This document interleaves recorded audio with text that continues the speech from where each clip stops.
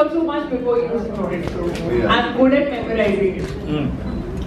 Well, yeah, that's true, because I like to improvise, and if I don't know the language that well, I would not be able to do it. So I would rather be very fluent in the language, and then I'll try, if I get a chance.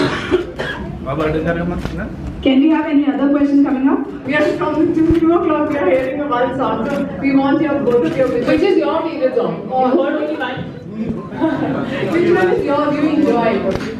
So there's this song that's coming tomorrow, which is my favorite song, and I'll tell you why. Because long before I started doing theatre as an actor, I was a background dancer. So I used to dance behind all these stars, and I think even when I'm acting, I think like a dancer.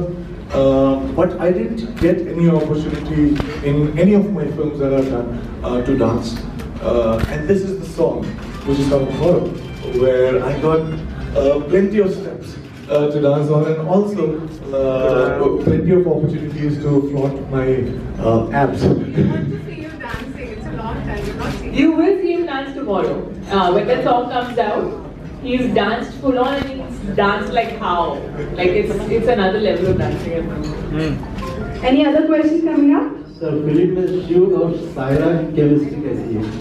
मुझे कहीं पे आप दिख नहीं रहे हो कहाँ? Sorry. Film में शिव और सायरा की केमिस्ट्री कैसी है? शिव और सायरा की केमिस्ट्री इनफैक्ट बहुत इंटरेस्टिंग है. जब से वो पहली बार मिलते हैं, उन्हें समझ नहीं आता है कि वो बहुत फेमिलियर फील करते हैं एक दूसरे से, और बहुत एक स्ट्रॉन्ग कनेक्शन फील होता है.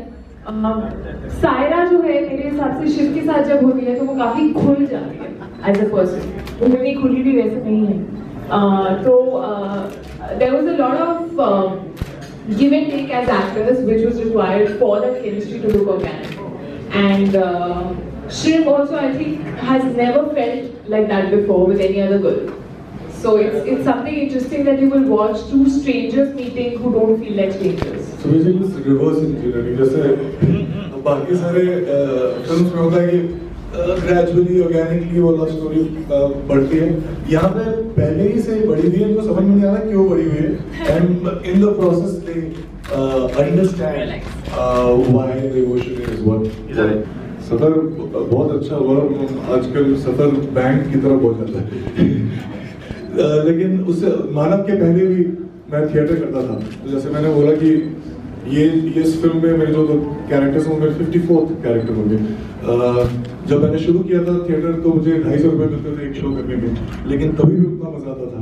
तभी भी रात को नींद नहीं आती थी एक्साइटमेंट के बारे में कि किस तरीके से करेंगे. और बहुत ही फॉर्चुनेटली मैं बहुत खुश इस बात को लेकर कि आज भी वो एक्साइटमेंट बरकरार है कि मुझे आज भी नींद नहीं आती कि मैं किस तरीके से अपना अगला कैरेक्टर अच्छे से करूँगा.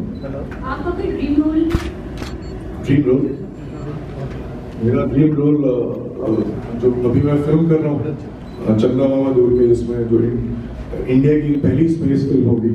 बहुत ही एम्बिशियस फिल्म है और जिसके लिए प्रिपरेशन के लिए हम नासा भी जा रहे हैं. तो ये जब मैं बहुत छोटा सा था और मुझसे लोग पूछते थे कि क्या बनोगे, तो फॉर सम रीजन पहले मैं बोलता था कि मैं फार्मर बनना चाहता हूँ, लेकिन वो ज़्यादा लोगों ने अप्रिशिएट नहीं किया. तो फिर एक बड़ा ही फैसिनेटिंग नाम मुझे लगता था एस्ट्रोनॉट. मुझे पता नहीं था कि ये होते कौन है, लेकिन वो एस्ट्रोनॉट में बोलता रहता. तो ये पहला मौका है जब मेरी सारी ट्रेनिंग जो नासा में होगी वो एग्जैक्टली वैसी होगी जो एक एस्ट्रोनॉट के साथ होगी. तो this is my dream role.